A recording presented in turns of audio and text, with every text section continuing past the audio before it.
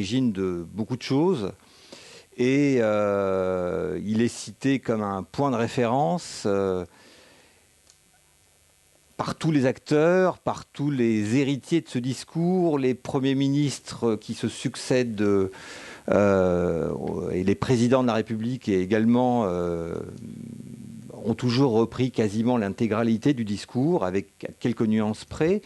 Mais disons qu'on est toujours dans l'esprit du discours de Jacques Chirac. Alors, on a souhaité, puisque c'est le 20e anniversaire, de revenir un peu là-dessus. 20 ans après, c'est plus facile parce que beaucoup de choses ont été dites. Il y a un certain nombre d'acteurs qui pourront parler plus librement 20 ans après des coulisses finalement de la décision et de la composition du ton de ce discours. Alors, on va être très sérieux parce que d'abord, on va montrer le discours. On l'a un petit peu oublié, donc on va s'imprégner des termes exacts du discours, parce on a fait dire beaucoup de choses à ce discours, mais c'est vrai qu'il faut revenir à la source du discours. Donc on va rediffuser le discours de Jacques Chirac. Après, nous aurons deux historiens, Henri Rousseau et Jean-François Serinelli, qui viendront apporter leur éclairage, leur vision de ce discours et des conséquences de ce discours. Et enfin, après, nous aurons une succession de tables rondes avec des acteurs proches de l'écriture de ce discours, de ceux qui, en tous les cas, d'une manière ou d'une autre, ont été les facilitateurs, les acteurs de cette déclaration. Voilà. Donc, vous aurez à chaque moment possible la possibilité de poser des questions. Je vous demande, parce que c'est vrai qu'ici, on a l'impression qu'on est en famille, mais je vous demande de ne pas interrompre les intervenants ou de ne pas les interpeller. C'est très sympathique d'abord d'attendre ce qu'ils aient terminé avant de les interpeller. Merci également de bien fermer vos portables parce que c'est toujours marrant d'entendre vos sonneries, mais disons que je vous propose qu'on le fasse à un moment, à la fin de la journée, on fait un moment sonnerie et tout le monde met sa sonnerie en marche, mais pendant le reste de la journée, on ferme la sonnerie. Et puis, eh bien voilà, et merci à toutes celles et ceux parmi les intervenants qui ont accepté de nous rejoindre pour cette journée. Et merci à l'équipe du Mémorial qui a préparé cette journée. Et puis merci à vous d'être là. Donc on va sans plus attendre lancer la diffusion du discours de Jacques Chirac le 16 juillet 1995.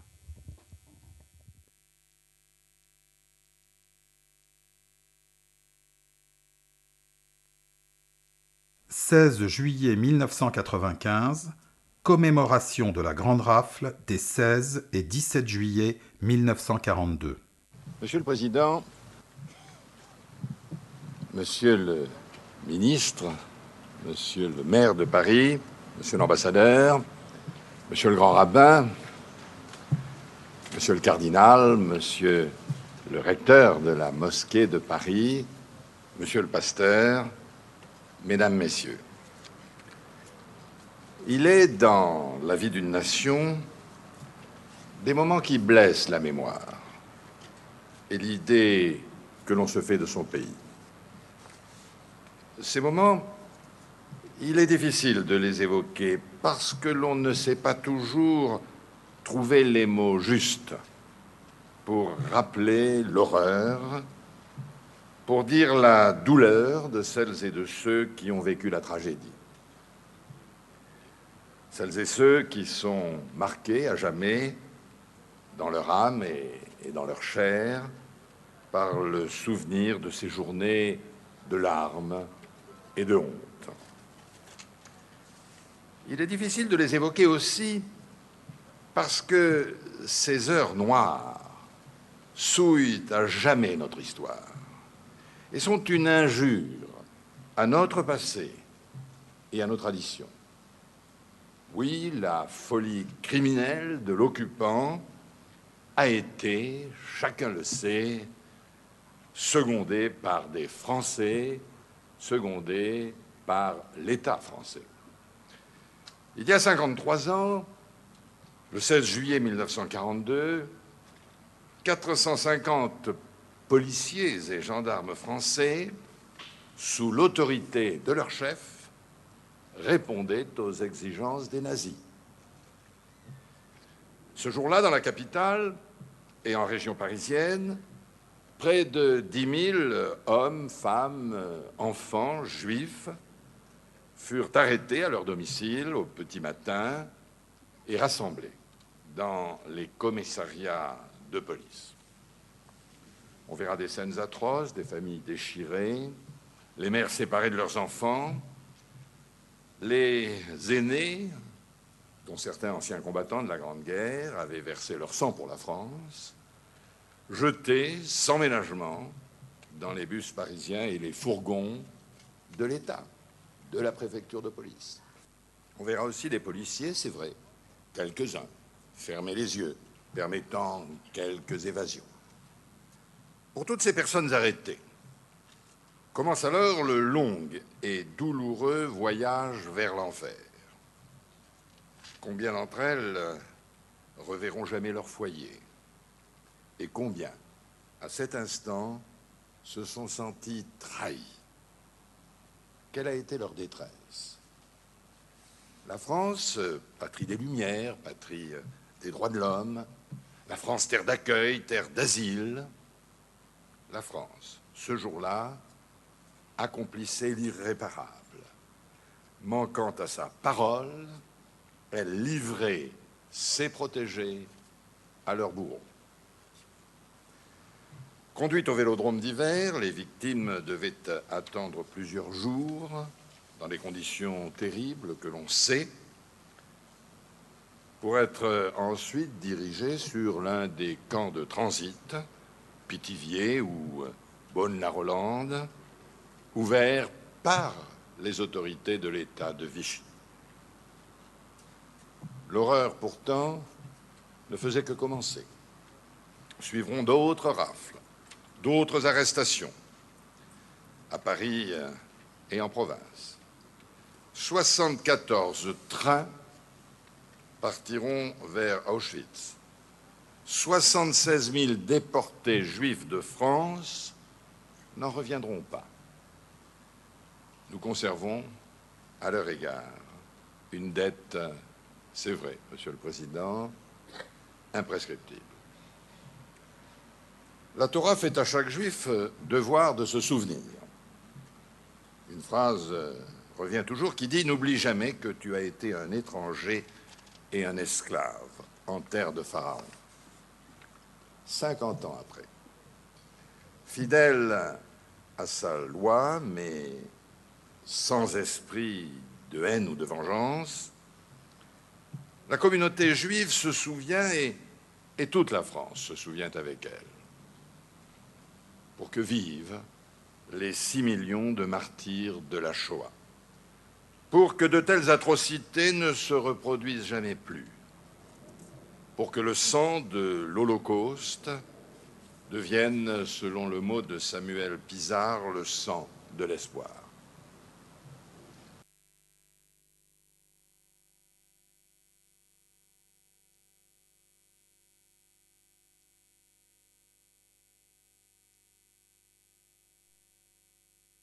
Merci. Alors est-ce qu'on a une suite? On n'a pas de suite. Non, on l'a coupé là. On l'a mal coupé. Bon, on l'a pas dans l'intégralité parce qu'il y a un programme assez riche et on s'en excuse, on l'a coupé un peu. Mais au besoin, on se chargera si des éléments importants du discours manquent, on se chargera de le rajouter. On va peut-être donner la parole aux intervenants et après vous aurez chacun la possibilité de vous exprimer dans les tables rondes qui sont les vôtres. Et donc on va sans plus tarder donner la parole à Henri Rousseau et à Monsieur Sirinelli.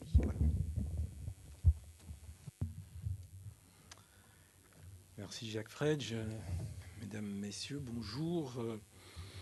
Je suis très honoré de la tâche qui m'est confiée d'ouvrir cette demi-journée autour du discours de Jacques Chirac, grand discours, même s'il a été un petit peu amputé, là. On l'a tous en tête, donc tout va bien. Et de l'honneur qui m'est fait d'ouvrir une réflexion un peu plus large sur l'évolution de la mémoire de la Seconde Guerre mondiale en France, et en particulier de la Shoah. C'est intéressant parce que le discours lui-même s'inscrivait bien sûr dans les commémorations du 53e anniversaire de la rafle du Veldiv. Et c'est l'occasion de revenir à la fois sur l'événement lui-même, bien sûr, mais surtout sur la façon dont il a été représenté, évalué, construit, entre guillemets, pour reprendre le titre de la communication qui m'a été donnée, que je n'ai pas choisi, mais que j'aurais pu choisir. Terme intéressant qui appartient aux sciences sociales, mais qui veut dire surtout, en termes simples, à quel point les représentations du passé dans les sociétés contemporaines ne sont plus des objets stables, fixés une fois pour toutes. D'où d'ailleurs les incessantes querelles autour de l'histoire, dont nous avons aujourd'hui encore quelques exemples. Ces représentations changent, évoluent au gré des générations et des contextes politiques. Le passé est même aujourd'hui, depuis longtemps, objet de politiques publiques, les politiques de mémoire, terme lui-même qui est assez récent, qui ont certes pour objet d'entretenir le souvenir d'épisodes remarquables, comme bien sûr la rafle du Veldiv, mais qui cherchent aussi, et c'est la grande nouveauté depuis une vingtaine d'années, et surtout à agir sur ce passé, à en transformer le sens, à en réparer les séquelles, même longtemps après les faits. Alors aujourd'hui, je me livrerai en 20 minutes, bien sûr, à un survol, à la fois sur le long terme et sur le court terme, et sur quelques mots sur les conséquences qu'ont pu avoir ce discours. Alors en 1945, dans le champ de ruines que constitue alors l'Europe, le sort des victimes juives de ce que l'on ne nomme pas encore la Shoah, le terme apparaîtra de manière officielle en 1948 dans la déclaration d'indépendance de l'État d'Israël, est loin de passer inaperçu ou de faire l'objet d'un silence général, comme on le dit parfois. L'ouverture des camps, le flot de réfugiés qui afflue de toutes parts de l'Est de l'Europe, l'accueil des rescapés n'ont pas été des événements négligeables dans la longue sortie de guerre. Ils en constituent au contraire des éléments essentiels qui ont profondément et durablement marqué les esprits, notamment par les images diffusées par les Alliés, qu'ils soient américains, anglais ou soviétiques. Cependant, dès lors qu'il s'agit d'identifier les coupables de ces crimes, l'attention se porte en priorité sur les nazis, sur son appareil de destruction, dont il faudra du temps, même malgré le procès de Nuremberg et tous les procès successifs, pour en comprendre la nature profonde, sur le système concentrationnaire. Et la monstruosité du crime, qui n'échappe évidemment pas aux contemporains, est attribuée d'abord, et à juste titre, à la barbarie nazie, entre guillemets, puisque c'est le terme consacré de l'époque.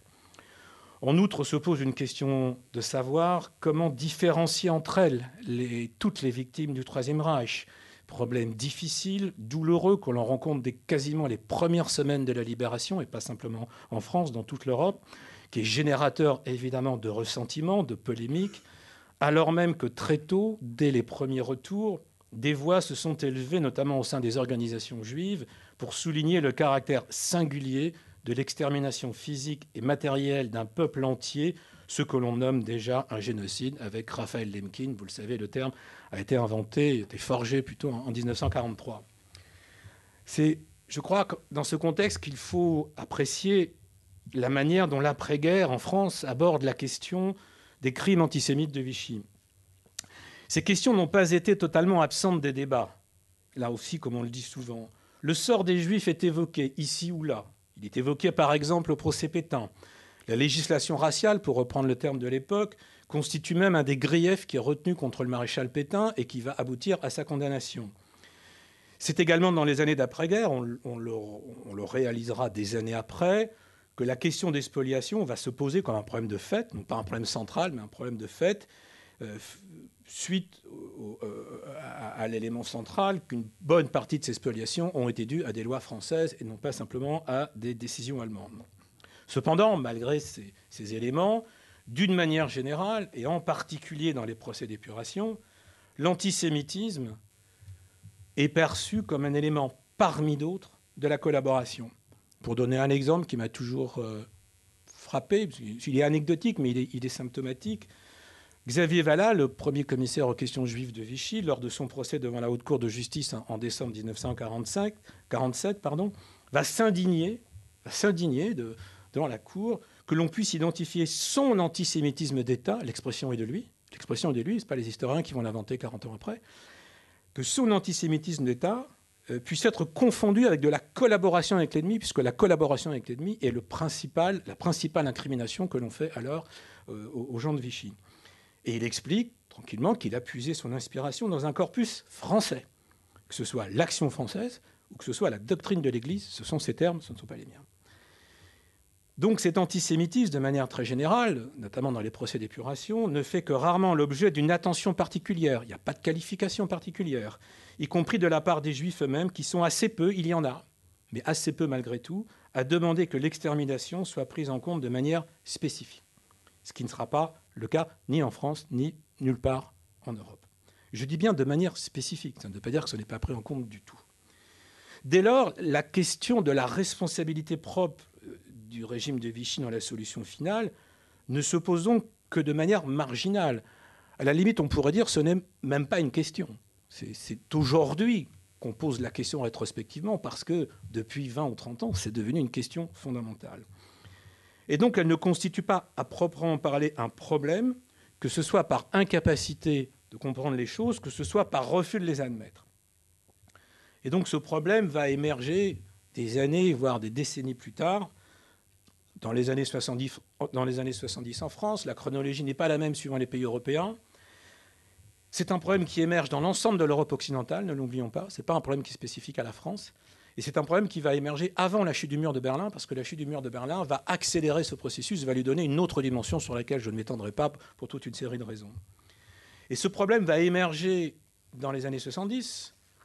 Dans mes propres travaux, je l'avais situé plutôt dans le début des années 70, enfin, peu importe, à cause d'un certain nombre de facteurs que j'énumère très rapidement. Je n'ai pas le temps d'entrer dans le détail.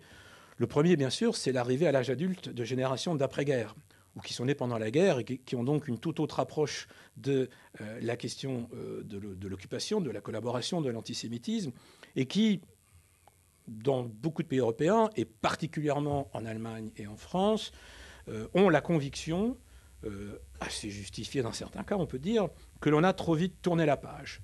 C'est par exemple ce sens de l'action qu'a pu mener Beat Klarsfeld dans les années 60 en Allemagne, où il y a bien, je crois, on peut le dire aujourd'hui avec une quasi-certitude, une question de génération. La génération des fils interpelle d'une certaine manière la génération des pères.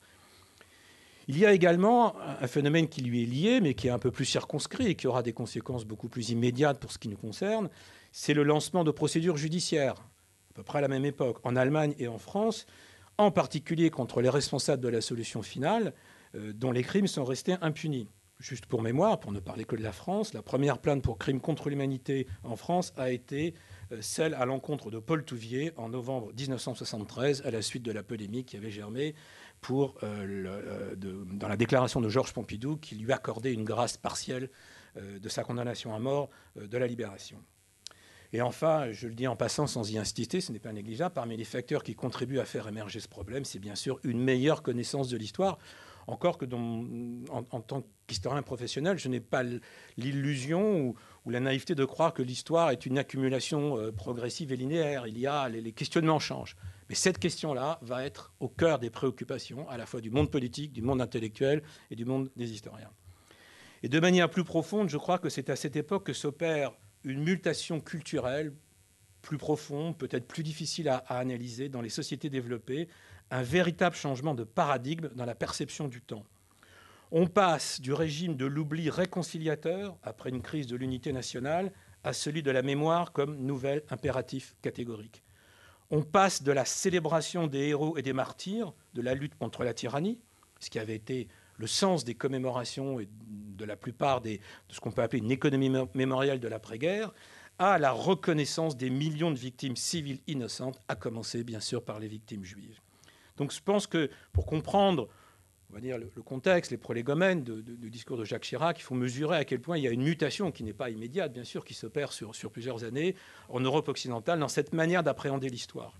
Lorsque je parle de l'oubli réconciliateur, ce ne sont pas des positions morales, c'était la tradition dans l'Europe, l'Europe du XXe siècle, l'Europe du XIXe, l'Europe de l'époque médiévale, après une crise grave de l'unité nationale. Ce qui était mis immédiatement en jeu, c'est un oubli pacificateur, réconciliateur. Le plus grand exemple qu'on a, c'est évidemment l'édit de Nantes. Bon. Et donc, on assiste à ce moment-là, pour des raisons qui tiennent à la Shoah, qui tiennent à la Seconde Guerre mondiale, qui tiennent à la prise de conscience de génération, à une toute autre manière d'approcher la question de la gestion des séquelles d'une crise comme la Seconde Guerre mondiale, et c'est l'apparition de la mémoire, ce que j'ai appelé une sorte de nouvel impératif catégorique qui, encore une fois, ne concerne pas uniquement la France, mais va concerner de plus en plus de pays et va devenir même un problème à l'échelle mondiale. Et donc, dans les années 80-90, donc la décennie, on va dire, qui précède le discours de Jacques Chirac, pour aller vite, la mémoire de la Shoah devient un point de cristallisation des débats, non seulement autour de l'histoire et du passé, mais aussi autour de la démocratie, autour des droits de l'homme, autour de la transparence, autour des rapports entre les citoyens et le pouvoir, dans une Europe qui cherche, on va dire, un nouveau souffle. C'est dans ce contexte très général et décrit de manière un peu cavalière, bien sûr, que va naître au début des années 90, en France, une polémique relativement inédite autour de la possible reconnaissance des crimes de Vichy par les plus hautes instances de l'État. Controverse qui va se muer en véritable problème public, c'est-à-dire une question posée par la société civile aux autorités politiques. Lesquelles autorités politiques, quelle que soit leur option à ce moment-là, se voient obligées d'apporter une réponse, quelle que sera évidemment la réponse. Et parmi les éléments de cette société civile, il y a bien sûr l'Association des fils et filles des déportés juifs de France de Serge Klarsfeld. Il y a le comité Veldiv 42, dont nous aurons tout à l'heure le témoignage par Anna Séné, qui a joué un rôle immédiat important de cristallisation. Et il y a toute une série d'acteurs sur lesquels je ne vais pas m'étendre, qui vont se focaliser, entre autres, sur cette question de la reconnaissance par les plus hautes instances de l'État du caractère criminel du régime de Vichy envers les Juifs. Non pas du caractère criminel du régime de Vichy, chose qui a été acquise depuis très longtemps à la Libération, ne l'oublions pas. Bon. Mais de cette question-là spécifique, ce qui pose évidemment toute une série de problèmes moraux, politiques. La première étant que la tradition française, si tant est que la question ait été posée, elle a été posée au prédécesseur de Jacques Chirac, c'est clair, François Mitterrand, mais elle n'a été posée ni à Valéry Giscard d'Estaing, ni à Georges Pompidou, a fortiori au général de Gaulle. On imagine que le général de Gaulle n'aurait sans doute pas eu exactement le même type de réponse à cette question que celle de Jacques Chirac. Mais voilà, nous sommes en 92, dans le contexte que j'essaie de décrire brièvement. Et il y a un contexte, on va dire, tendu. D'abord, la polémique autour de cette question de la reconnaissance va s'intensifier. Parce qu'il va y avoir encore une fois un point de cristallisation. Mais ce point de cristallisation, il ne s'intensifie pas uniquement parce que c'est le seul problème qui est en jeu. Il y a plusieurs problèmes, je n'ai pas le temps de les décrire tous, il y en a au moins un ou deux qui me paraissent importants. D'abord, il y a de nombreuses procédures judiciaires en cours contre des responsables français, après le procès Barbie qui s'est terminé, comme vous le savez, en 1987, dont notamment celle contre René Bousquet, l'ancien secrétaire général à la police, lesquelles procédures judiciaires piétinent, pour des raisons sur lesquelles on peut s'étendre, mais on va dire rapidement parce que le pouvoir politique n'y est pas très favorable, pas plus d'ailleurs qu'une partie de la magistrature. Pire encore, la Cour d'appel de Paris prononce en avril 1992, vous le savez, vous vous en souvenez sans doute, un arrêt de non-lieu dans le dossier Touvier qui constitue une véritable bombe. Bombe parce que c'est la première procédure judiciaire qui a été engagée dans ce dispositif, donc 73, et donc on est 20 ans après, et surtout par les attendus, ce n'est pas tellement par la décision elle-même, mais par les attendus qui, par la force de la loi, par la force d'une décision, d'un arrêt, de la Cour d'appel, va donner une image du régime de Vichy qui est non seulement, on va dire, fausse rapidement sur le plan historique, mais exactement à l'opposé de ce que l'opinion publique est en train précisément de découvrir à ce moment-là. Il y a un effet je dirais presque orthogonal, c'est-à-dire la Cour d'appel prend parti sur ce qu'est le régime de Vichy, officiellement, un régime nourri de bonnes intentions, etc., alors même que l'opinion attend, à tort ou à raison, peu importe, une condamnation formelle de ce régime, notamment sur la question des Juifs. Et donc, on est là dans une forme de paroxysme qui va atteindre un degré supplémentaire avec les polémiques autour de François Mitterrand, que ce soit son attitude par rapport à ces questions. Je rappelle pour mémoire la question de la gerbe qui est apportée tous les ans sur la tombe du maréchal Pétain, et puis bien sûr la question de son passé, mais qui va intervenir un petit peu plus tard par rapport à la chronologie que je développe ici. Et donc tout ceci va déboucher sur une série de décisions, rapidement, en 2 temps. La première étape, c'est, encore une fois, sous la pression de la société civile, on peut bien le dire ainsi, mais c'est quand même une décision politique, une décision du gouvernement de l'époque, du gouvernement de l'époque, oui, le décret du 3 janvier 1993 qui va créer une journée nationale commémorative des persécutions racistes et antisémites commises sous l'autorité de fait dit gouvernement de l'État français 1940-1944, fermez les guillemets. Chaque mot est important, bien sûr. Chaque mot est important. Autorité de fait, c'est la définition légale depuis 1944, depuis l'ordonnance de rétablissement de la légalité républicaine, qui définit le régime de Vichy, qui a un sens très juridique extrêmement important. Ce régime n'a jamais été reconnu sur le plan constitutionnel, sur le plan légal. À tort ou à raison, encore une fois, peu importe. Mais c'est la doxa juridique. Il y a évidemment la question des persécutions antisémites. Il y a ce terme de persécution raciste qui peut poser question. Parce que quelles sont les persécutions racistes de l'époque qui ne soient pas les persécutions antisémites? On aurait dit les persécutions xénophobes, ça avait toute sa légitimité parce que le régime de Vichy est un régime xénophobe, clairement, il y a des textes et des pratiques. Racistes, on peut se poser la question. Mon interprétation rapide, je l'ai dit et écrit il y a longtemps, c'est que on sacrifie dans ce libellé, dans une décision importante qui crée une nouvelle commémoration, on sacrifie évidemment au présent. C'est-à-dire que ça nous rappelle, ne jamais l'oublier, qu'une commémoration, ça n'est pas simplement porter attention au passé, mais c'est d'essayer de faire autant que possible un lien entre le présent et le passé, ce qui est probablement la plus grande difficulté, notamment pour un président de la République lorsqu'il est dans ce genre de situation. Et donc on est là devant une décision importante, mais qui n'apparaît pas encore comme décisive. La décision est importante. Le geste attendu, réclamé, est arrivé. Ça ne suffit pas. Néanmoins, avec le recul, on peut quand même noter que cette commémoration, qui s'inscrit aujourd'hui dans une très longue liste de journées nationales commémoratives, on en est à peu près à une douzaine en France, on va même parler des journées internationales, dont presque la moitié concerne la Seconde Guerre mondiale, enfin, je le dis au passage, on est quand même dans une innovation très importante. C'est la première commémoration négative de l'histoire de France. Qu'est-ce que ça veut dire négative? Pas négative au sens qu'elle serait contestable. C'est la première fois que dans l'économie mémorielle, les lieux de mémoire, la manière de commémorer le passé dans un pays qui est supposé être fier de son histoire, on va commémorer un élément négatif, c'est-à-dire non pas le souvenir des crimes de l'ennemi contre ses propres martyrs, mais le souvenir de ses propres crimes. C'est une nouveauté considérable. La France n'est pas le premier pays à faire ça. L'Allemagne l'a précédé, l'Espagne l'a précédé, pour d'autres raisons. Dans le monde, on voit de plus en plus apparaître ce qu'on appelle des politiques d'excuses, mais cette commémoration négative apparaît comme une forme assez inattendue, assez nouvelle, dans ce qu'est le rapport des Français à leur passé. Mais ça ne suffira pas, évidemment. Enfin, en tous les cas, l'histoire ne va pas s'arrêter là, puisqu'il y a une seconde étape décisive. C'est bien sûr la décision de Jacques Chirac, récemment élu, non seulement d'être présent au moment de la commémoration, donc qui sera la deuxième commémoration, puisqu'il y en a une en 1994, où François Mitterrand est venu, mais n'a pas pris la parole. C'est le Premier ministre Édouard Balladur qui le fera. Et donc cette fois, on est dans une situation, on va dire, un peu différente, un président nouvellement élu, je le dis avec mes mots, une occasion, c'est pas du tout péjoratif, une occasion historique, des demandes ici ou là qui continuent. Et donc, le président Jacques Chirac va non seulement décider de venir à cette commémoration, mais d'y prendre la parole et donc de prononcer ce discours qui est devenu historique. J'essaie d'aller un peu vite. Rapidement, ça n'est pas la première fois que Jacques Chirac évoque ces questions-là. D'ailleurs, Serge et Bert Tersfeld nous ont fait diffuser la nouvelle version de l'ensemble des discours de Jacques Chirac sur cette question-là. Il l'a déjà fait notamment, je le note, parce que l'évolution est quand même assez incroyable.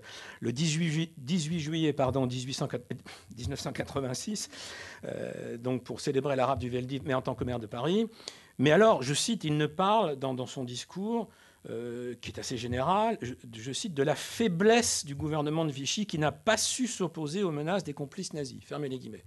Nous sommes très très loin de la responsabilité directe du gouvernement dans cette rafle. Et évidemment, le discours du 16 juillet va aller beaucoup plus loin. Je ne vais pas m'étendre, je pense qu'on aura l'occasion d'y revenir sur ces questions-là.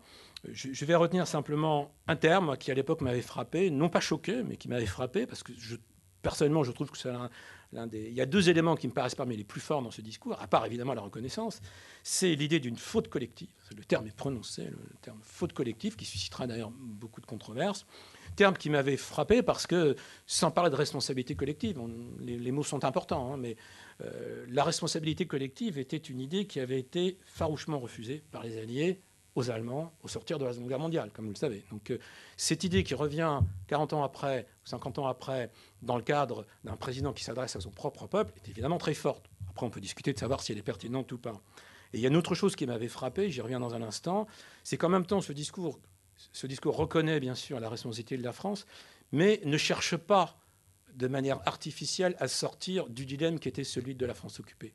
Il y a bien eu deux France, pour reprendre l'expression donc, du discours. Il y a bien eu deux France, il y en a même beaucoup plus que deux. Et cette réalité historique-là, il est impossible de la nier, quel que soit le geste qu'on accomplit à ce moment-là pour réparer l'histoire. Puisque, encore une fois, on est dans la logique de réparer l'histoire. Mais réparer l'histoire ne signifie pas qu'on peut la changer. C'est ça, je pense qu'il y a une contradiction inhérente aux politiques de mémoire qui est très bien marquée par ce discours parce qu'elle les assume. Elle assume cette contradiction. Alors, un mot rapide, parce que je n'ai pas beaucoup de temps, sur les conséquences.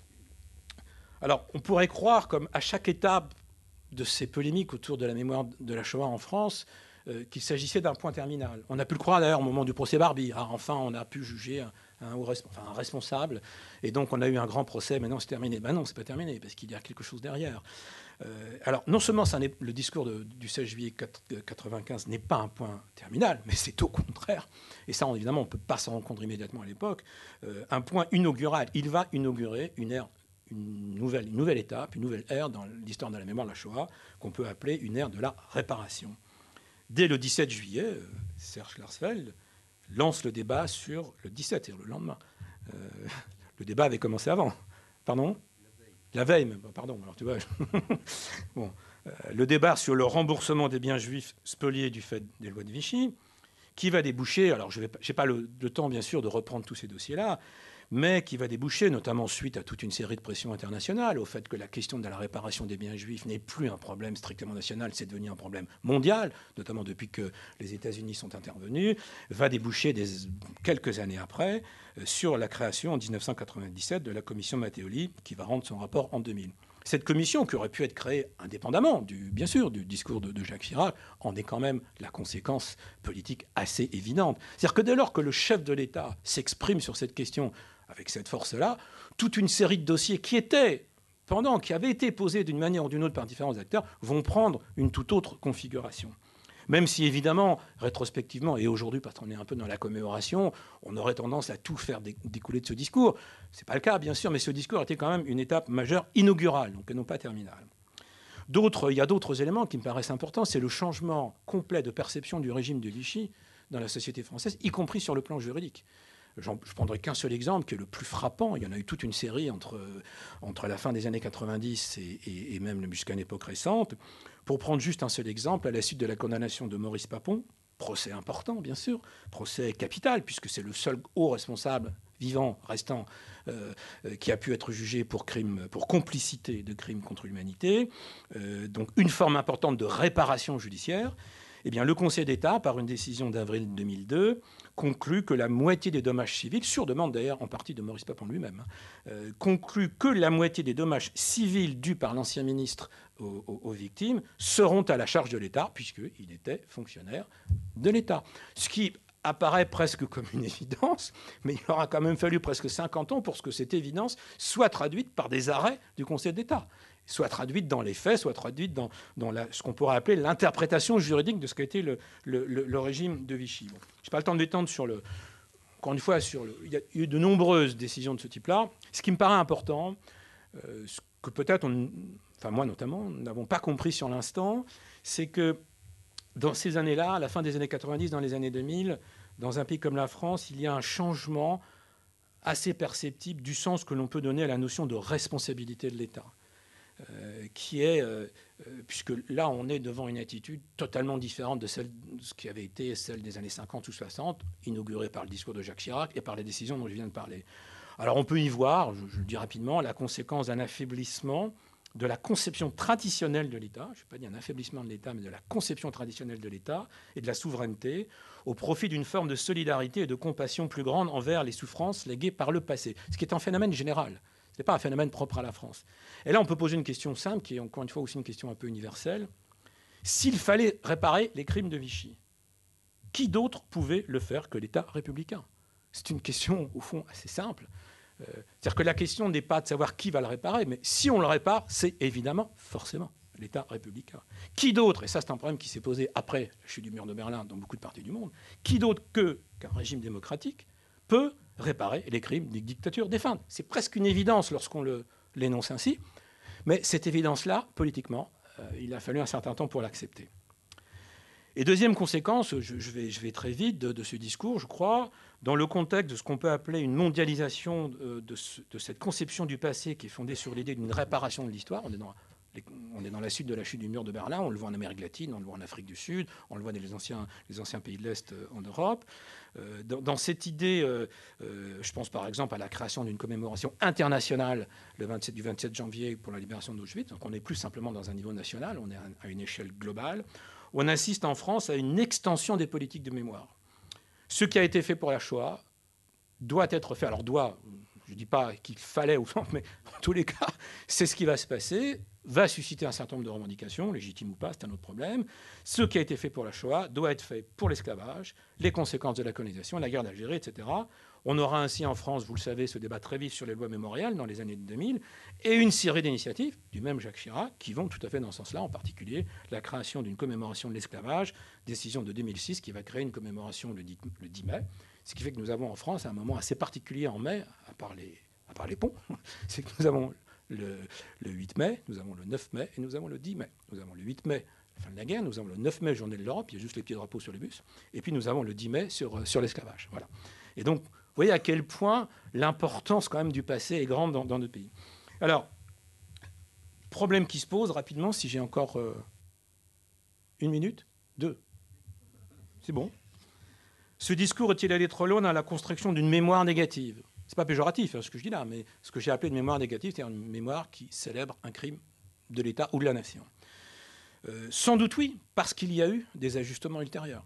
D'abord, la loi de 1993 créant cette fameuse commémoration a été changée. Elle a été modifiée, puisque la loi commémorant les crimes racistes et antisémites, etc., a été modifiée pour ajouter « et dommage au juste de France ». Voilà une excellente illustration de voir comment le passé change. Ce que je disais en introduction, le passé n'est pas un objet stable dans nos sociétés. Il change. Et probablement, il changera dans les 10 ans à venir. Et puis, le balancier commémoratif a penché à nouveau du côté de la résistance. Je n'ai pas le temps de faire l'historique. Enfin, on vient quand même de sortir d'une séquence qui me paraît assez claire, où le balancier revient, de manière, on va dire, assez légitime aussi, du côté de la mémoire de la résistance, qui a pu être un moment, du moins certains l'ont dit, être un peu oublié dans ce dispositif-là. Et je terminerai par 2 questions. Doit-on appliquer cette forme de politique de mémoire à d'autres événements touchant directement ou non l'histoire de la France? On l'a fait, ça veut dire ce qu'il faut poursuivre, jusqu'où, pourquoi. Le débat a fait rage, par exemple, sur la question de l'Algérie, dans les années 2000. Il commence à l'être pour d'autres épisodes, comme le génocide des Tutsis au Rwanda. Je donnerai pour ma part une réponse positive à cette question, mais je parle vraiment de manière tout à fait à la première personne. Oui, il faut le faire. Je ne sais pas s'il faut le faire dans le registre de la reconnaissance, mais en tous les cas, ou certains diraient même de la repentance, mais du moins, il faut le faire en faveur d'une action publique, volontaire, pour favoriser la connaissance sur ces événements. Et que l'on veuille ou pas, des gestes aussi symboliques que le discours de 1995 ont évidemment favorisé la connaissance sur cette période, même si les historiens n'ont pas attendu le discours pour travailler, bien sûr. Et puis il y a une deuxième question qui me paraît beaucoup plus difficile, beaucoup plus... Voilà. Peut-on demander aux générations futures de n'envisager le passé que comme le fardeau d'une dette imprescriptible? Comment trouver un équilibre entre la part d'ombre et la part de lumière de l'histoire, entre une mémoire négative et une mémoire positive? Un dilemme, encore une fois, qui était déjà posé dans le discours de 1995. Merci.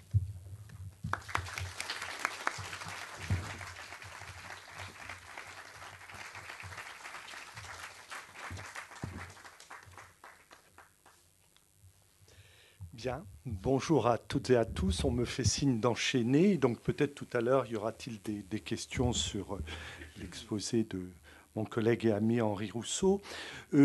Pour ce qui me concerne, je confesse d'abord un scrupule que j'ai eu, que j'ai éprouvé au moment où on m'a proposé de participer à cet après-midi d'études, c'est que je ne suis en aucun cas, je le précise, spécialiste ni d'histoire de la mémoire, ni encore moins d'histoire de la mémoire de la Shoah. Mais si les organisateurs se sont adressés à moi, c'est qu'il se trouve que dans mon travail d'historien, j'ai notamment travaillé sur l'histoire des droites et que nous sommes là en face d'un acteur politique, Jacques Chirac, qui est à l'époque président de la République, mais dans les mois et les années qui précèdent, qui est à la tête d'une des formations politiques de la droite française.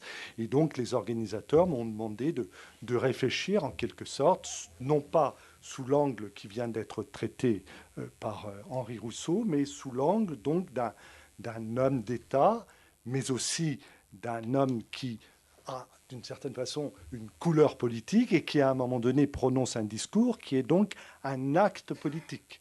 Et donc en amont de cet acte politique, il y a ce qu'on appelle en sciences politiques une prise de décision. Et ce qui m'intéresse dans la vingtaine de minutes qui m'est impartie, c'est de réfléchir avec vous sur les éléments de cette prise de décision.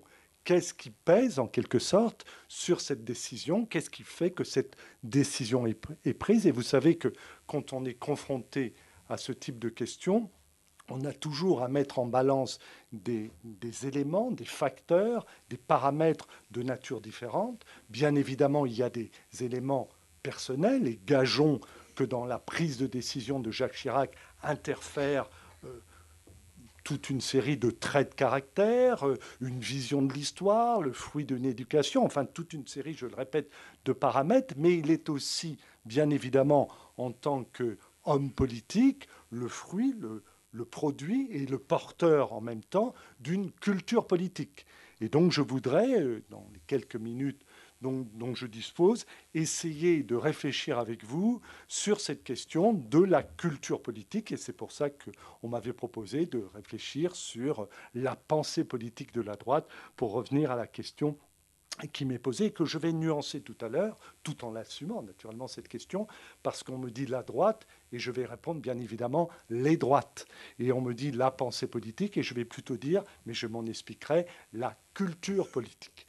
Donc, partons, si vous le voulez bien, de quelques rappels, mais auparavant, je voudrais formuler un deuxième et dernier, donc second scrupule, c'est que sur toutes ces questions, on a des textes qui font autorité, qui sont les textes de mon voisin, puisque non seulement Henri Rousseau a travaillé sur cette histoire de la mémoire de Vichy, à travers notamment 2 livres qui ont fait souche, mais également il a apporté sa contribution à une histoire des droites que j'avais dirigée en 92 et où il s'est saisi justement en 92, c'est-à-dire 3 ans avant ce que nous évoquons aujourd'hui, il s'est saisi de cette question. Et donc je vous renvoie pour approfondissement, puisque mon propos sera naturellement, sinon elliptique, en tout cas allusif, je vous renvoie pour approfondissement au chapitre d'Henri Rousseau dans cette histoire des droites. Mais j'en reviens à mon propos. Nous sommes en 95. À ce moment-là, nous avons un acteur politique, Jacques Chirac, qui est à la fois le fruit, et je le disais, le porteur d'une culture politique, et qui va déployer son action dans un contexte donné. Je voudrais donc tour à tour, en quelques minutes, je le répète, évoquer et cette culture politique et ce contexte donné. Alors d'abord, la culture politique, on m'invite, et j'en remercie les organisateurs, à réfléchir sur la pensée politique de la droite par rapport à la question qui nous réunit aujourd'hui. Alors, le singulier, je le disais à l'instant, le singulier du mot droite, là, me pose un problème. Je comprends en même temps pourquoi on me le suggère ainsi, puisque c'est vrai que nous considérons les uns et les autres, historiens, politologues, que le clivage droite-gauche existe en France. C'est ce que mon maître René Raymond appelait la summa divisio, c'est-à-dire une sorte de faille qui court depuis la Révolution française, qui revêt des aspects différents selon les moments, puisque derrière, il y a des enjeux qui changent, mais l'un dans l'autre, il y a incontestablement cette summa divisio. Sauf que pour la question qui nous occupe, cette summa divisio, elle n'est pas opérationnelle pour 2 raisons. D'abord parce que, on vient de le voir d'ailleurs indirectement à travers l'exposé d'Henri Rousseau, le clivage droite-gauche comme élément de lecture et d'intelligibilité historique ne joue pas là, puisque 95 succède, je le rappelle, à 14 années de mandat présidentiel ou de double mandat présidentiel de François Mitterrand. Et donc, cette grille de lecture-là n'est pas opératoire. Elle a plutôt même tendance à brouiller notre grille d'intelligibilité. Et surtout, il y a une deuxième raison, c'est que, en fait, je le disais à l'instant, cette droite française, elle est plurielle. Et sur la mémoire de la Seconde Guerre mondiale, cette mémoire enfonce un coin supplémentaire, est un élément supplémentaire de pluralité. Et donc je voudrais, je le répète, essayer de vous rendre compte de cette pluralité, mais aussi vous montrer, et c'était aussi sous-jacent dans le propos d'Henri Rousseau, qu'en 1995, pour notamment des raisons de relève générationnelle, probablement ces différences de culture politique à droite sont en train, sinon de s'estomper, en tout cas de perdre leur teinte vive. Elles sont en train de s'affadir, si on file la métaphore chromatique jusqu'au bout.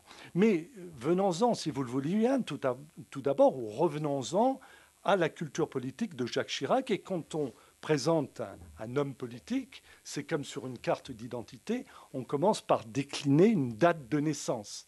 Et là, le choix, ou plus exactement le constat du millésime, n'est pas indifférent pour nous, puisque nous voyons donc 1932. Qu'est-ce que ça veut dire? Ça veut dire donc que nous sommes en face d'un gaulliste de troisième génération. On peut dire qu'avant lui, il y a, dans l'histoire française, deux autres strates du gaullisme. Et d'ailleurs, notons que quand il fonde 19 ans plus tôt, en 1976, le RPR, les observateurs parleront, et après eux d'ailleurs les historiens et les politologues, de néo-gaullisme. Parce que nous passons à une génération qui est la troisième génération, et quand on passe à une troisième génération, la scène primitive, pour filer une métaphore d'une autre nature, ou le roman des origines, n'existe plus. Et pourquoi? Alors revenons, si vous le voulez bien, aux deux générations qui précèdent.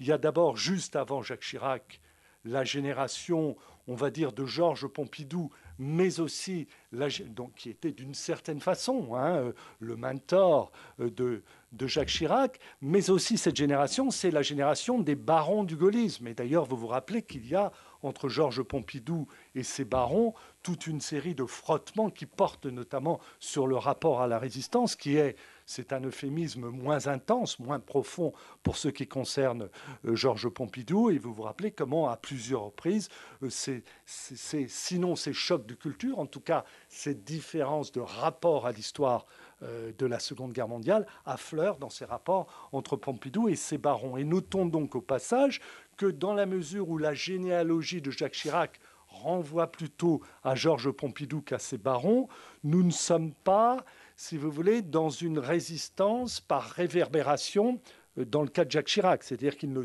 subit pas, si j'ose dire, de la part de Georges Pompidou, une transmission dans ce domaine dont on pourrait dire qu'elle est intense. Et là aussi, je manie l'euphémisme sans que mon propos, d'ailleurs, se veuille polémique. Ça, c'est la génération qui précède.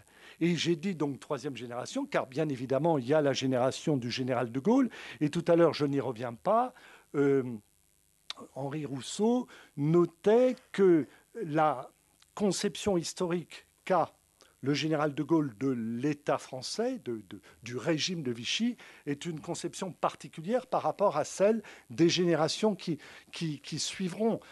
D'une certaine façon, c'est la négation de ce segment chronologique, non pas du tout pour l'absoudre, mais pour le dissoudre, en quelque sorte. Mais on verra tout à l'heure que Jacques Chirac n'étant pas l'héritier direct, en quelque sorte, de cette veine du gaullisme, n'est pas tenu par la même vision de l'histoire et qu'il n'est pas gêné, comme aurait pu l'être, à cet égard, un gaulliste de première ou de deuxième génération. Donc, on le voit, nous sommes dans une veine qui est incontestablement s'inscrit dans une filiation gaulliste, mais sans pour autant qu'un certain nombre d'héritages historiques de ce gaullisme soient comme des boulets, en quelque sorte, au moment où une prise de position se fera. Donc, de ce point de vue, retenons cette filiation gaulliste, mais aussi, j'allais dire, ces phénomènes de jeu du temps, en quelque sorte, qui modifient la nature de la filiation. Mais là n'est pas l'essentiel. L'essentiel est que cette mémoire des droites, non seulement elle est mouvante, on vient de le voir, non seulement elle est plurielle, je viens de le rappeler, mais de surcroît, elle est multiforme. Elle est multiforme, je vais plus loin que plurielle en disant, quand je dis multiforme, c'est qu'elle va revêtir par rapport à l'événement lui-même un certain nombre de traits très différents qui enfoncent, je le répète, un coin. Alors d'abord, il ne faut jamais oublier, même si pour les décennies qui suivent la Seconde Guerre mondiale, cette mémoire-là est en sommeil, il ne faut jamais oublier une mémoire de l'extrême droite, ce que mon voisin a appelé dans un certain nombre de ses ouvrages une mémoire du ressentiment. C'est la mémoire que charrie d'une certaine façon l'extrême droite, d'ailleurs dans sa diversité, par rapport à l'événement Seconde Guerre mondiale et à ce qui s'est passé, à tous égards, pendant cette Seconde Guerre mondiale. C'est cette lecture qui est mue, nourrie par cette sorte de mémoire, de culture du ressentiment. Alors, si j'avais à évoquer la question pour les années 60, je dirais, et j'ai employé l'expression tout à l'heure, que c'est une mémoire en sommeil, une mémoire presque virtuelle en quelque sorte. Sauf que nous ne parlons plus des années 60 et nous parlons des années 90. Et j'aurai à revenir tout à l'heure sur cette question 95. Je rappelle que dans les mois qui ont précédé, même pas dans les 3 mois qui ont précédé l'événement que nous évoquons, il y a eu des élections présidentielles et que Jean-Marie Le Pen a obtenu 15% des voix et que déjà 7 ans plus tôt, il avait obtenu, j'arrondis le chiffre, 14% des voix à l'élection présidentielle de 1988 et que donc là, nous sommes en face d'une mémoire qui n'est plus simplement en sommeil, mais dont il faut se poser la question sans la tenir pour acquise, sans tenir la réponse pour acquise, qu'il y a peut-être réactivation de cette mémoire. J'y reviendrai tout à l'heure et nous y reviendrons ensuite si vous le souhaitez. Mais là n'est pas non plus mon propos essentiel. Mon propos essentiel, c'est que, indépendamment même de l'extrême droite, se pose la question de la droite libérale. Je parlais tout à l'heure de René Raymond. Vous savez que René Raymond, même si ensuite son analyse a pu être contestée, mais estimait que les droites sont plurielles, tout le monde s'accorde sur ce point, mais qu'après la Seconde Guerre mondiale, on a globalement 2 souches, en quelque sorte, qui font l'une et l'autre nourrir des sensibilités et des familles. Ce qu'il appelait la droite bonapartiste, pour lui le mot bonapartiste était neutre, mais simplement il l'appliquait notamment comme grille de lecture à la droite gaulliste, et ce qu'il appelait par ailleurs la droite orléaniste, c'est-à-dire, pour faire vite, on va dire la droite libérale. Je l'emploie en historien et dans un sens tout à fait neutre, sauf simplement que je me dois, dans le cadre de cet exposé, de constater en historien que le rapport de cette droite libérale au souvenir de Vichy et au moment de Vichy est un rapport différent, puisque le gaullisme se nourrit du geste fondateur du 18 juin et de la geste, en quelque sorte, de la France libre ensuite, qui a nourri ce gaullisme et d'une certaine façon façonné son identité historique. Dans le cas de la droite libérale, nous sommes en face d'une situation singulièrement plus complexe, car vous le savez, toute une série d'hommes politiques de la Troisième République appartenant aux partis, notamment à l'Alliance démocratique ou à la Fédération républicaine, qui étaient les 2 grands partis de cette droite libérale, partis au demeurant différents de sensibilité. Une partie, disais-je, de ces hommes de la droite libérale se sont, sous une forme ou sous une autre, ralliés à Vichy ou ont formulé à son encontre un jugement, sur le moment et quelquefois par la suite, plutôt favorable. Et donc vous le voyez que ce rapport, en quelque sorte, à Vichy, dans cette droite libérale, est singulièrement plus complexe dans la réalité comme dans l'énonciation postérieure, singulièrement différente, disais-je, de la droite gaulliste. Mais comme toujours en histoire, les choses sont encore plus complexes, Car je vous rappelle, par exemple, que dans la réunion fondatrice du Conseil national de la résistance en 1943, où figurent des représentants des partis politiques, il y a des représentants des partis politiques que je viens de signaler, que je viens d'évoquer au paragraphe précédent. Donc vous le voyez, cette droite libérale, elle a un rapport qui n'est pas univoque, mais qui est multiforme et en tout cas différent de celui de la droite libérale avec le moment de Vichy. D'ailleurs, le symbole de cette poursuite, dans tous les sens du terme d'ailleurs, de la mémoire de Vichy dans la mémoire de la droite libérale, c'est le personnage d'Antoine Pinay. Puisque vous savez que cette droite libérale, dans l'après-Seconde Guerre mondiale, elle rentre momentanément en sommeil, mais que dès les élections de 1951, cette droite libérale, sous le nom de Centre national des indépendants paysans, redevient une force politique conséquente, importante. Et d'ailleurs, à la fin de l'année 51, c'est Antoine Pinay qui devient président du Conseil, ce qui scelle d'une certaine façon la réhabilitation historique de cette droite, à supposer qu'il y ait eu besoin en quelque sorte sur le plan politique d'une telle réhabilitation.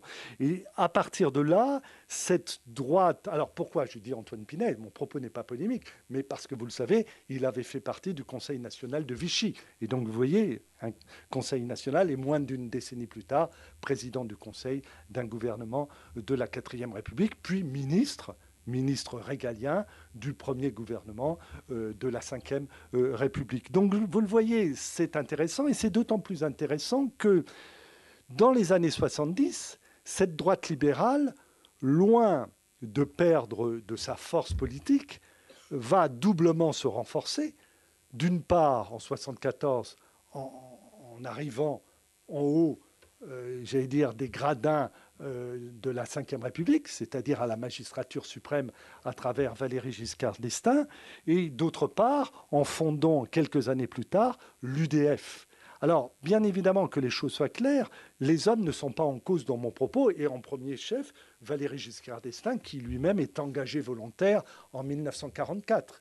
Mais les actions d'un certain nombre d'hommes politiques, pour autant, non pas ne rachètent pas, mais n'oblitèrent pas, en quelque sorte, le passé des formations politiques ou de la formation politique à laquelle ils interviennent. Et donc, ce qui est intéressant, c'est que, vous le voyez, nous sommes à ce moment-là, et j'accélère par rapport aux propos que j'avais prévu de tenir, mais nous sommes dans un contexte où, de fait, il y a cette diversité. Il y a cette diversité, sauf que je dois immédiatement la nuancer, cette diversité, et j'en viens, si vous le voulez bien, en quelques mots à peine, j'en viens à la question du contexte. On ne comprend pas la prise de décision de Jacques Chirac, indépendamment de sa teneur et de ce que chacun d'entre nous peut en penser, naturellement à titre personnel, mais on ne la comprend pas en historien si on ne la replace pas dans un contexte qui est celui des années 90, et plus précisément du milieu des années 90, où par rapport à ce que je viens d'évoquer, un certain nombre de choses sont en train d'évoluer. Le premier point, j'y reviens pas, Henri Rousseau l'a évoqué, c'est que quand même, nous sommes au terme de 2 mandats de François Mitterrand. Et que bien évidemment, les plus âgés se le rappellent ici, disons que pour ce qui est du rapport avec la mémoire de Vichy, nous sommes dans une situation, j'allais dire, de surcomplexité. Chacun d'entre nous a encore en tête, après la sortie du livre de Pierre Péan, c'était à l'automne 1994, après mes souvenirs, cette interview avec Jean-Pierre Elkabbach à la télévision, où effectivement, François Mitterrand donnait une vision de cette période qui allait à l'encontre de ce qu'un certain nombre d'historiens essayaient de dire et de faire et d'expliquer et de construire et de bâtir en termes de connaissances historiques depuis déjà des décennies. Et donc déjà de ce point de vue, il faut prendre en considération ce paramètre et peut-être d'une certaine façon, dont de nombreuses parties du corps social le souhait, implicite ou explicite, conscient ou inconscient, d'une sorte de retour de balancier mémoriel, ou en tout cas, sinon de retour de balancier, d'éclaircissement mémoriel. Les nations ne peuvent pas vivre sans cesse dans une sorte d'entre-deux mémoriel, Car n'oublions pas que dans le régime de la Ve République, la parole du chef d'État, d'une certaine façon, dit le bien et le mal. En tout cas, elle est normative. Et donc, ce que j'évoquais, notamment ce discours, et plus largement toute une série d'attitudes que rappelait Henri Rousseau, avait tendance à complexifier, et j'euphémisme, la situation mémorielle. Le deuxième élément, bien évidemment, il faut y venir, c'est la montée de l'extrême droite. Je le disais tout à l'heure, en 1995, nous sommes dans une période qui, pour l'historien, est très intéressante parce que vous vous rappelez que c'est à partir des élections européennes de 1984 que le Front National atteint un nombre à 2 chiffres et passe le seuil de 10%. Et un certain nombre d'historiens, à ce moment-là, considèrent que, vous savez que l'histoire de l'extrême droite est placée sous le signe de ce qu'on pourrait appeler une histoire de l'intermittence, c'est-à-dire des zones de poussée, quelquefois même de flambée, mais suivies très rapidement de retombées tout aussi massives. Et c'est vrai qu'on peut inscrire, depuis la fin du XIXe siècle, cette histoire de l'extrême droite comme une histoire de l'intermittence. Et donc, au milieu des années 80, un certain nombre d'observateurs politiques, mais aussi d'historiens, attendaient la décrue, en quelque sorte. Et nous sommes 11 ans après, et non seulement décrue il n'y a pas eu, mais de surcroît, j'allais dire, la crue a continué à enfler, a continué à monter. Et donc l'une des questions qui se pose, à laquelle je ne peux pas répondre, parce qu'il faudrait les mots et le temps pour nuancer, mais de savoir si à travers cette crue, il y a aussi une remontée de cette mémoire du ressentiment que j'évoquais tout à l'heure en m'appuyant sur les travaux d'Henri Rousseau. À travers Jean-Marie Le Pen, l'historien constatera que, de fait, un certain nombre de déclarations, et notamment en 1987, la déclaration sur le détail de l'histoire, un certain nombre de jeux de mots permettent de dire que, d'une certaine façon, Jean-Marie Le Pen est porteur, en quelque sorte, de cette forme de culture, et derrière lui, certains noyaux du Front National. Cela dit, la question qui se pose, c'est que en 1995, Jean-Marie Le Pen a déjà 67 ans. Et donc la question qui se pose dès ce moment-là, c'est est-ce que derrière, les électeurs de Jean-Marie Le Pen, dès ce moment-là, et a fortiori 20 ans plus tard, pour ce qui concerne non plus le père, mais la fille, est-ce que c'est un élément majeur du choix électoral, en quelque sorte? Alors, je pose la question, chacun apporte sa réponse, mais la question est suffisamment importante pour ne pas la tirer dans une sorte de jeu de banto un dimanche après-midi, mais d'essayer de voir ce qu'il en est, ce que nous dit la science, et notamment mes collègues de sciences politiques, sur une telle question. Toujours est-il qu'à ce moment-là, en 1995, il y a incontestablement cette question. Le deuxième élément qui a changé, mais je passe parce qu'il me faudrait l'étayer, c'est tout simplement le renouvellement générationnel. Et là, nous avons un symbole qui ne trompe pas. Qui est Premier ministre à cette époque, en 1995? C'est Alain Juppé. Alain Juppé, né en 1945. C'est stricto sensu ce qu'on appelle un baby boomer, c'est-à-dire ces jeunes bébés qui apparaissent à partir de l'après-guerre et tout au long de la décennie et même des 2 décennies qui vont suivre. Et bien évidemment, ce qui est intéressant, c'est que cette classe politique, elle va se renouveler. Alors déjà, il y avait eu un précédent en 84, Laurent Fabius, autre baby-boomer, qui lui est de 46, qui était devenu à 38 ans Premier ministre. Mais d'une certaine façon, en termes générationnels, ça avait été un feu de paille, puisqu'on ne voit plus de baby-boomers sur les premiers rangs, en quelque sorte, pendant 10 ans. Mais je reviens à Alain Juppé. Le fait, à ce moment-là, est caractéristique, sinon de relais, en tout cas d'amorce de relève. Et d'ailleurs, on le voit bien d'une autre façon. Si on regarde en 81, qu'est-ce qu'on voit? On voit que 30%, un tiers des députés dans la Chambre de 81 ont moins de 45 ans.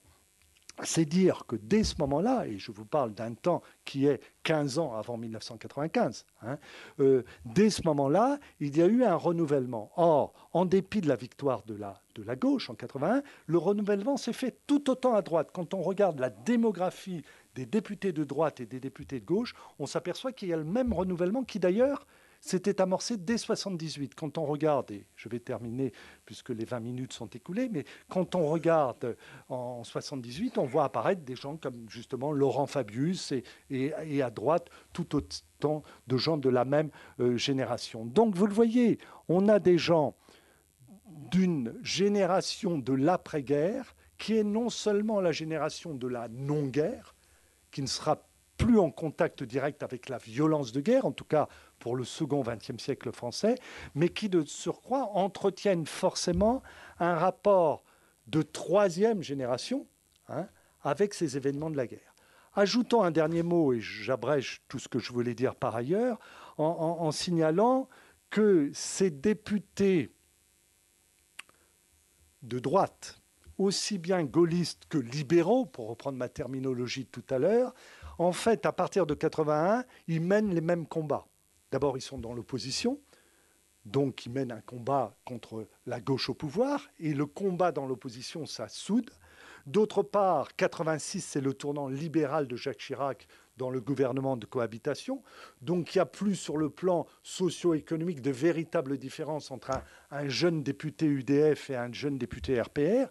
Et donc vous voyez que ce personnel politique de 1995, c'est un personnel beaucoup plus soudé à droite, j'entends, qu'auparavant. Et d'ailleurs, ça n'est pas une coïncidence si les deux candidats de 95, Édouard Balladur et Jacques Chirac, ne sont pas UDF versus RPR, mais deux hommes issus de la même matrice RPR. Donc vous le voyez, ce que je voudrais dire, et je termine parce que je voudrais respecter le temps qui m'est imparti, c'est que, au bout du compte, il y a, dès ce moment-là, de la part de Jacques Chirac, par rapport à la décision qu'il prend, en son âme et conscience, et probablement aussi cet après-midi, on nous l'expliquera, à la suite d'un certain nombre de conseils, à la suite d'un certain nombre aussi d'évolutions.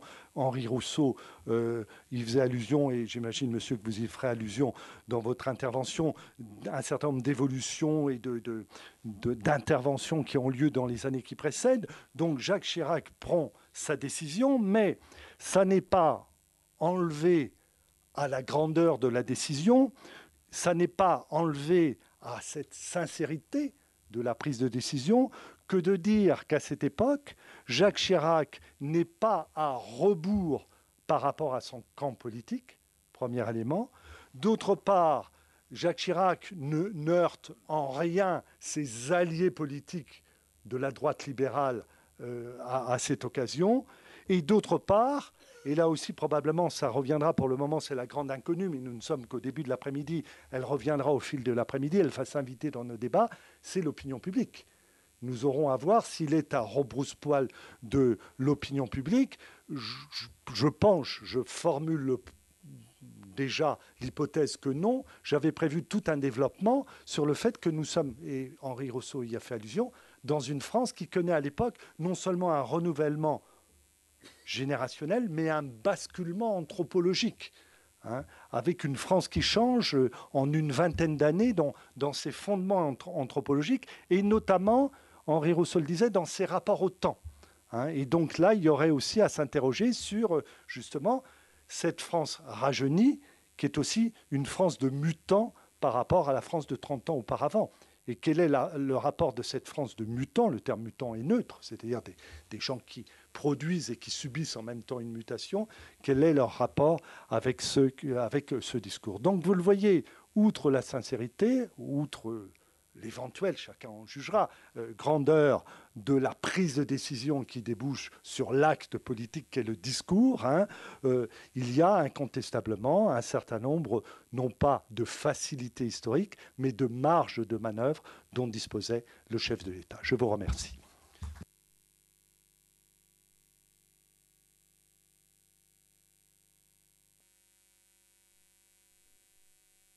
Merci à Henri Rousseau et à Jean-François Sirinelli. Si vous êtes d'accord, comme on a pris 20 minutes de retard, et c'était impossible de vous interrompre tellement c'était intéressant, je vous propose de nous rejoindre pour la série de questions que l'on fera à l'issue de la première table ronde. Comme ça, on aura un tir groupé, si je peux me permettre de m'exprimer ainsi, et ce qui me permet de vous remercier et de demander aux intervenants de la table ronde suivante de bien vouloir me rejoindre sur la tribune.